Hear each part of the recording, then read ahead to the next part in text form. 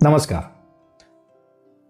आज जो मैं वीडियो बनाने जा रहा हूं उसको बनाने से पहले मैं कुछ बातें साफ करना चाहता हूं। ये जो वीडियो है ये किसी एक वर्ग को बहुत पसंद आएगा और किसी एक वर्ग को पसंद नहीं आएगा।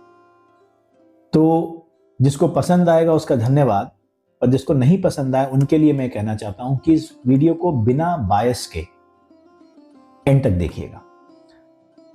है ये वीडियो स्कूल्स, पेरेंट्स, टीचर्स, बच्चों के ऊपर ही है, पर मैं कुछ जो कहना चाह रहा हूं वो बात थोड़ी सी अलग है। बहुत लोग स्कूल्स को पसंद नहीं करते, उनका गुस्सा फूटता है, और फूटे भी क्यों ना, क्योंकि कुछ हरकतें ऐसी हुई हैं जिससे चीज़ें सही नहीं हुई, क्योंकि ताली एक हाथ से नहीं बजती। पर स्कूल्स, टीचर्स सब उसी समाज का पार्ट है जिस समाज से बच्चे आते हैं, पेरेंट्स आते हैं। तो एक आदमी की गलती नहीं कही जा सकती, पूरे समाज की ही है।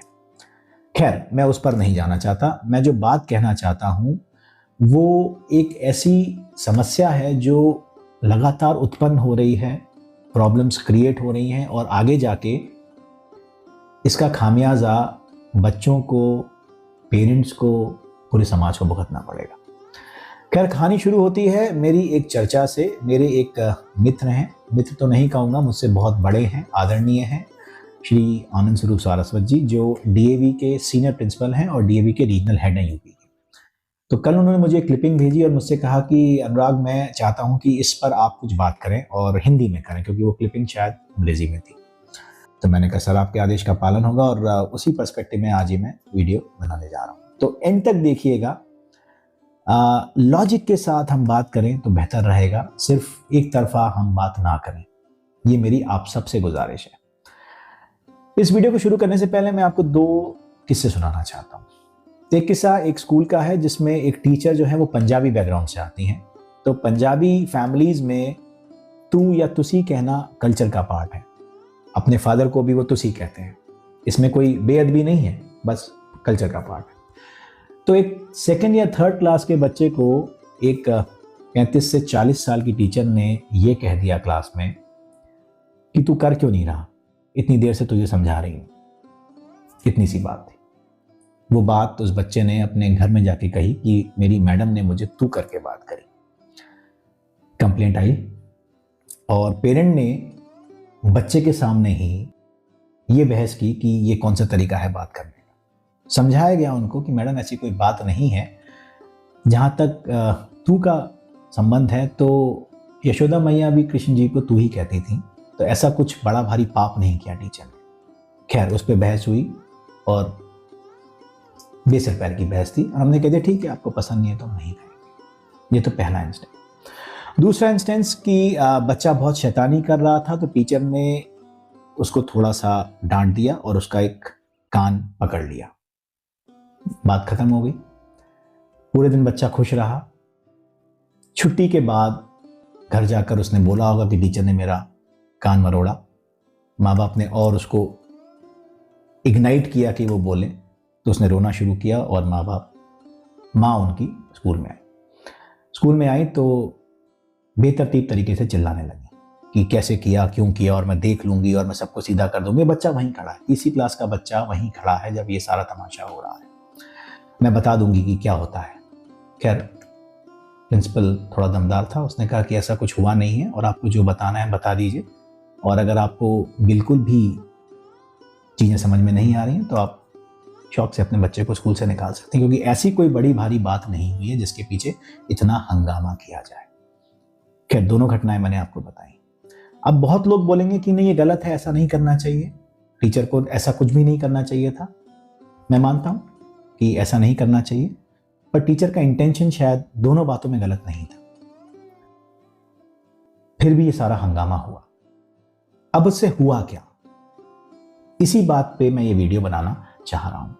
अक्सर जो टीचर्स हैं, जो टीचर्स मेरी बात सुन रहे हैं, प्रिंसिपल्स मेरी बात सुन रहे हैं, वो फील करते हैं कि व्हेन पीटीएम्स हैपन, जब पीटीएम्स होती हैं और पेरेंट जब आते हैं और उनको कुछ चीज़ पसंद नहीं आती, तो बच्चे के सामने ही टीचर से बहस करते हैं।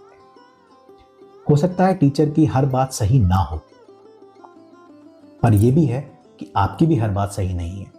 अगर कोई बात करनी है तो हम अकेले में कर सकते हैं जब बच्चा ना हो। टीचर की बेइज्जती जब पेरेंट बच्चे के सामने कर रहा है तो वो बच्चा ये सीख रहा है कि व्यवहार यही होता, टीचर की वैल्यू यही है और मेरी मदर या फादर इतने स्ट्रांग हैं कि मैं इनके भरोसे कुछ भी कर सकता हूं। ये बच्चे के मन में आ गया है और ये भी आ गया है कि मैं कुछ भी बोल दूंगा ये मान लेंगे और आकर स्कूल पर चढ़ जाए। नुकसान किसका हुआ इसमें? एक धारणा तो बच्चे में ये होगी कि हमारे पेरेंट्स इतने स्ट्रांग हैं कि हम कुछ भी कर सकते हैं और इस भरोसे वो कुछ भी कर लेते हैं। यहां तो आपकी सारी बात सुनी भी जाएगी, समझा भी दिया जाएगा, पर कहीं ऐसी जगह बच्चे ने ये सोच के ये किया कि हमारे माँ बाप तो बहुत स्ट्रांग है, कुछ भी कर लेंगे, तब क्या होगा? बीज जो पड़ रहा है ना, वो यहीं से डाला गया है। बेकदरी करी आपने टीचर की बच्चे के सामने। तो पहली बात तो, क्या वो बच्चा कभी टीचर की इज्जत कर पाएगा? क्या आप उसको वो रिस्पेक्ट सिखा रहे हैं? वो वही बेकदरी आज टीचर की कर रहा है, कल को किसी और की करेगा। किसके भरोसे पे? सिर्फ आपके भरोसे पे। टीचर के जीवन में तो आप 5 साल, 10 साल, 12 साल के बाद निकल जाएंगे, उससे ज्यादा आपका टेन्योर नहीं है। पर बच्चे के जीवन में तो आप जिंदगी भर रहने वाले हैं। बच्चे की अच्छी बुरी हर हरकत को आपको जिंदगी भर देखना है। उसके मन में क्या आया कि मेरे माँ बाप कुछ भी कर सकते हैं तो मैं कुछ भी कर सकता हूं, चाहे सही हो चाहे गलत हो, मैं कुछ भी कर सकता हूं। तो इस तरीके की जब बातें होती हैं तो नुकसान किसका होता है? स्कूल का, टीचर का, बच्चे का या आपका? ये तो आपको सोचना चाहिए ना। तो बस मैंने एक प्रश्न दिया है आपको इस वीडियो के माध्यम से कि क्या साबित करना चाहते हैं। अगर किसी की कोई गलती है तो उसको बैठकर शांति से बात करके समझाया जा सकता है। गलत एग्जाम्पल देकर बच्चे के सामने क्या साबित होगा? और अल्टीमेटली द क्वेश्चन इज, नुकसान किसका हो? क्योंकि एक बार जब ऐसा कुछ होगा तो वो टीचर जो उसी समाज से आता है जिससे आप आते हैं, वो उसी ईगो को, उसी बायसेस को, उसी वैल्यू सिस्टम को कैरी करता है जिसको आप करते हैं। क्या वो सिर्फ अपने कर्तव्यों को पूरा करने के लिए सिर्फ ऊपरी ऊपरी काम नहीं करेगा? क्या वो दिल से मेहनत करेगा? जब उसको मालूम है कि जब भी वो अपने इंटेंशन से काम करता है तो आप आकर उसको डांट देते हैं या उसकी बेइज्जती कर देते हैं, तो नुकसान किसी का नहीं होने वाला। अल्टीमेटली नुकसान बच्चे का होगा और लार्जर सेंस आपका होगा, पूरे समाज का होगा, पूरे देश का होगा, पूरी दुनिया का होगा। किसी को मेरी बात बुरी लगी हो तो क्षमा चाहता हूं, पर अपने अपने अंदर झांक कर देखिएगा कि मैंने क्या गलत कहा। बहुत बहुत धन्यवाद सुनने के लिए। नमस्कार, जय हिंद।